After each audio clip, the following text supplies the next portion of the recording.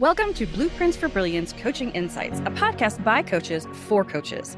Our guests share their hard-won wisdom to help you grow your coaching business and create a life of success. So get ready to unlock the blueprints to your success. Welcome, everyone, to our newest episode. I'm so excited to have a lovely lady with us today. Her name is Pamela DeNeuve, and she is a lawyer coach. And I'm going to let her tell us a little bit about her. So welcome, Pamela. I'm thrilled you're here. Hi, I'm so glad to be here as well. And I have been coaching lawyers since 1992. And I started in California and coaching was very new. There were very few coaches at that particular time. I'd had my training and I opened an office on Wilshire Boulevard in Santa Monica. And I was started coaching business and people were coming. But 60% of my clients were lawyers. And I didn't know, at that time, I wasn't really aware of all the issues with lawyers. But anyway, that kind of morphed into, I just started dedicating my time and my energies and my practice to coaching primarily lawyers. So what kind of coaching are you doing? I mean, what I do really with lawyers is I am a life and business coach for lawyers because I believe you can't separate one without the other.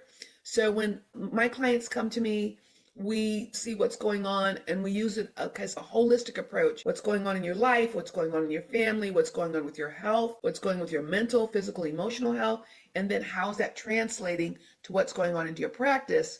And then we implement strategies that I've used for decades to help them balance both, increase income, build their practice. In many cases, it's an organizational beginning to organize the law practice so that it can run smoothly and become profitable. Love that. You're so right. And it's like you need to have both sides of it. For life coaching, you need to also know the business part. And for business coaching, it's really helpful to know the life part because when stresses come into our life that aren't business related, they're personal, they're still affecting our business and ourselves. So I love that. Yeah, absolutely. And it's no secret that legal profession is one of the most stressful professions. And for many years, there was no addressing or acknowledgement of this fact.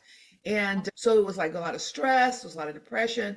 And then 2017, a gentleman named Patrick Krill did a study along with the Betty Ford Foundation and in addition with the American Bar Association to actually study the suicide rates, the mental health issues, the alcoholism, the drug addiction, and all of those things. And they combined this major report that was for lawyers in 2017.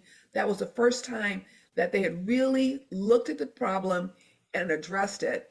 And thankfully, I was one of the forefront of this because I was talking about it before anyone else was. And I felt honored to be a peer reviewer for that report. And it was just very gratifying because I had been writing and talking and blogging about it for years. And now we had some concrete data to show the stress level and everything that's going on with lawyers today. Yeah, I love that. And congratulations for being a part of that. But yeah, on the forefront, it's amazing. It took till 2017 for somebody to actually recognize there was a problem. Don't you think? Yeah, it was really bad. And they came up with figures like 25% of lawyers were stressed and another 25% were addicted. And the really most startling part was that 1 out of every 11 attorneys had a suicidal ideation. That there was a highest rate, before dentists were the highest suicide rate, and then lawyers replaced that. And I always looked because I did talks and so forth before bar associations around the country.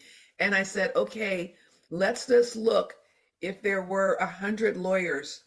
And we know that 11 out of the 11 lawyers out of that are people who are considering or thinking about taking their lives. And that's a very startling. I said, so now if you take 100, if you take 200, if you take 500 attorneys, you're talking about 55 attorneys who are considering taking their lives. So it's a very serious topic. And thankfully, it has been addressed. It is being addressed. And you could never do enough, but this is really a huge step for the legal profession. Yeah, absolutely. So tell us a little bit about how you work for your clients. So tell us who would be an ideal client, because I know there's all different types of lawyers. So I work with lawyers. They work all over the country. I've had international clients as well. And what they have in common is they are attorneys. So they have all kinds of different practices. So that it's an attorney, any attorney I work with. Now, how I work with my attorneys is they have to be ready and willing and able to put it all on the table here. So one of the things as a life coach, which a process I developed in 92, is we start with what are things that you're tolerating, and then we go back, take a step back. I have my clients draw the floor plan of the first house they lived in before the age of 7. Science has proven that we develop our primary coping mechanisms by the age of 7. Whatever happened or however it happened and however we adapted, it's hardwired into our DNA. And so we want to know, so these are the problems you're experiencing today. We want to go into what were the challenges you had then and how did you adapt all through your life using this particular coping mechanism.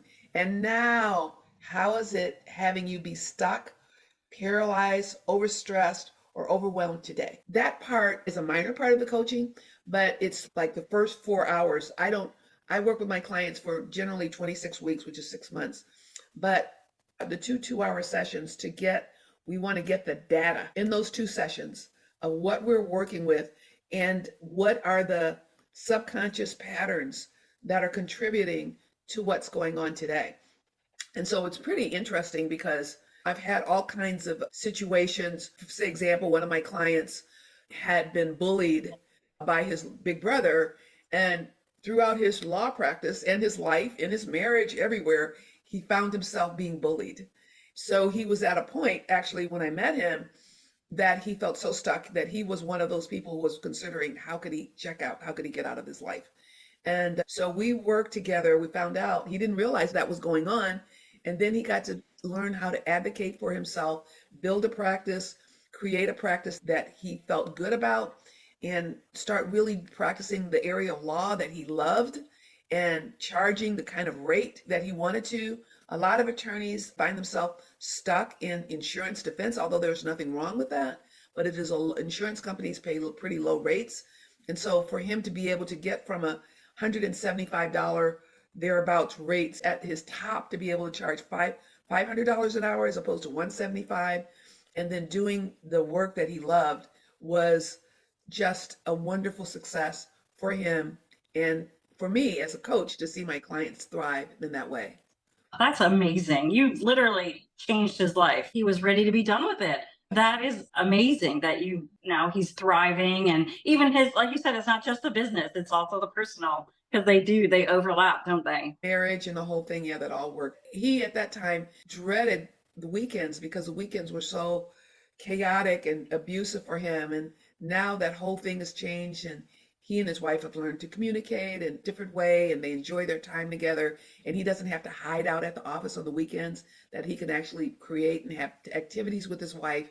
And it's just a beautiful thing to see. Yeah, I'll bet he didn't even know that was possible. He just thought the only thing was to check out. Can you give us an example of another client maybe that you worked with who came to you in one situation and worked with you and ended up leaving in a much better situation? Yes, I had a client, he's out west, and he was with a firm. He was hardworking, and he really should have been a partner, because in firms, there's associates, and then there's partners, and then there's equity partners, which are part owners.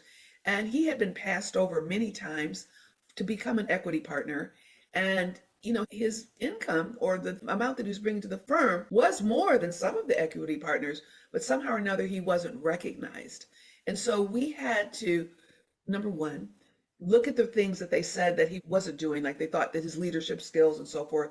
So we started having him have meetings with the staff. We worked with his communication and how he was communicating with the staff and taking time and like taking ownership of being a leader in the firm.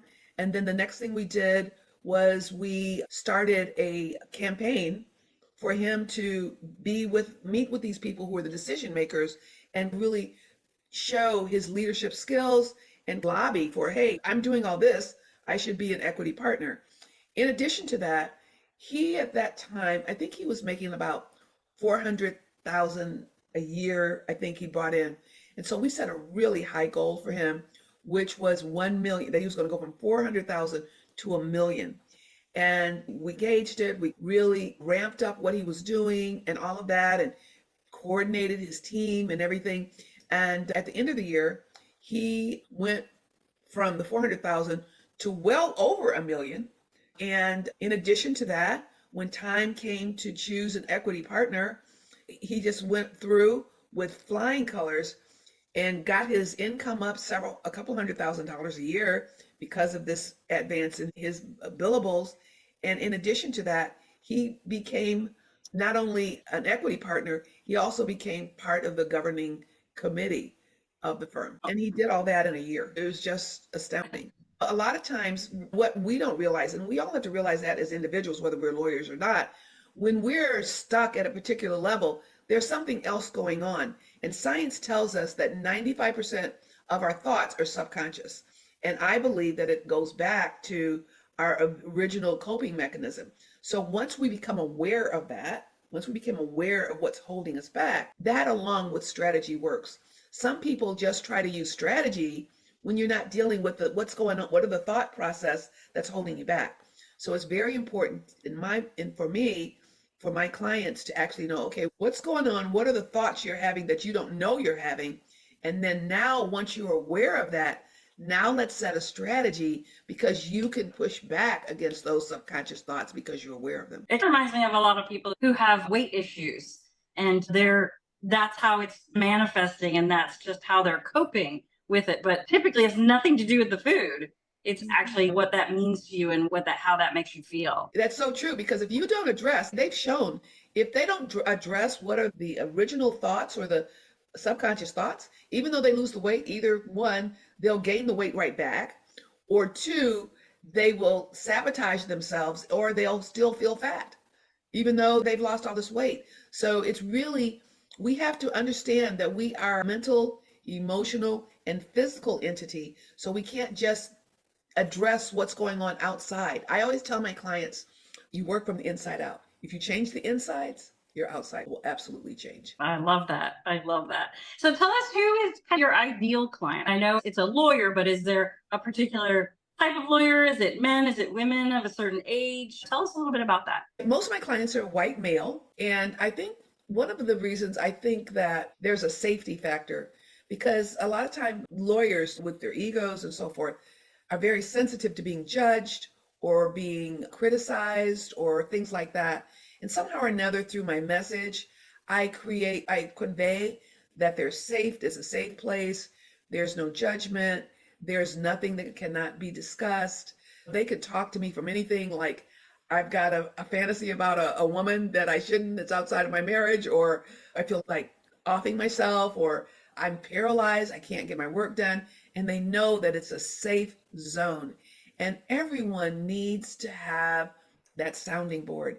And so, like, my clients, when they talk to me, they can unload, and they know that I'm going to give them constructive guidance, coaching, ask right questions, and help them to see their way through the quagmire, and without any kind of judgment, without any kind of harsh or anything like that.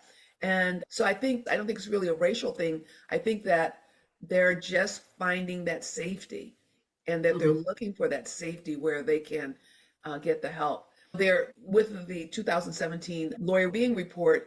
The law firms are providing counseling and things like that are available. But the thing is that everybody knows now, the firm knows. And so then they feel like they're going to be judged. And I actually had a case of a client she was in Canada, and she she was having a really emotional breakdown, and she went there, and now the firm labeled her. And so it's a really a sensitive thing. They come to me, they know that they won't be judged. They know that it's a secret, it's confidential. They know they'll get the help they need, and they feel like they can say anything, present any problem, and they will get the help they need in a compassionate but yet firm and honest way. One thing, I'm very honest and with my clients, but I have learned, and it's very important to me to deliver the message in the way they can hear and the way that they can process, as opposed to just delivering the message any kind of way. Yeah, that's really important, because people learn in different ways, and people absorb that information in different ways. So that's really helpful, I'm sure. And I'm guessing that you work remotely with your lawyers. Yes, it has developed that. When I started in California, it wasn't in person. And then I eventually had to move to Florida. I'm here a while. And so I do work online. All of my clients, I think I had one client that I might meet here in my city. But for the most part, it's all online. And how I work is I believe that I'm like with my clients on a ongoing basis. If they're in a crisis, they're in this situation, they need ongoing support. So I talk to my clients twice a week. We talk 30 minutes each visit instead of taking, lawyers are busy, an hour out of their day, like 30 minutes, a couple of times a week, and we move forward with that. And I believe that we should talk twice a week, every week, because they get the most benefit out of having someone supportive on their desk, helping them organize whatever the needs are. I'm right there twice a week to help them to move to the next level. That's how my client got to $1 million, over $1 million in a year, because I was right there with him step by step to become a partner, to increase his billables, to create new business, and that there's nothing invaluable. We all need support. And lawyers, I feel, need extra support because of the stressful, pressured environment that they work in. If someone wanted to come and work with you because they were not in a great place and they needed your help, how would you like them to reach out to you? Okay, a couple of ways. One of the things I try to do is that we have a course that they can take. It's a mini course, it's free, and it's to help them for time management. It's a free time management course. And I also have another course, which is the 4-hour workday, to help my clients get 4 hours, get their heavy lifting done by 2 o'clock every day, and then having the rest of the day to organize their practice. So those are very comprehensive, inexpensive courses that they can take. But if they want to work with me, then I also have a calendar where I talk to them for about 15 minutes to see whether or not we feel like there's something compatible. Then I actually give them a 1-hour complimentary coaching session.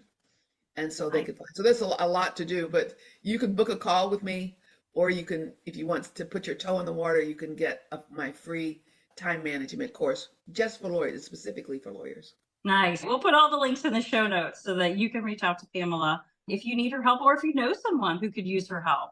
Okay, so I have one last question for you. If you could give the world one tip to make it a better place, what would that be? It's very easy. For all of us. Our physical, our mental, and our emotional well-being is the foundation of all of our happiness. Take care of it. Be stewards of your physical, mental, and emotional health, and all will be well. That's fantastic. Pamela, thank you so much for joining me today. You're always a pleasure to see you. Thank you. It's been my pleasure. Thanks for inviting me. Thanks for joining us today on Blueprints for Brilliance Coaching Insights. We hope you're leaving this episode with inspiration to take your coaching business and your life to the next level. If you found value in this episode, we would love it if you would subscribe and share it with someone else who you think might benefit from hearing it. Thanks, and we'll see you in the next episode.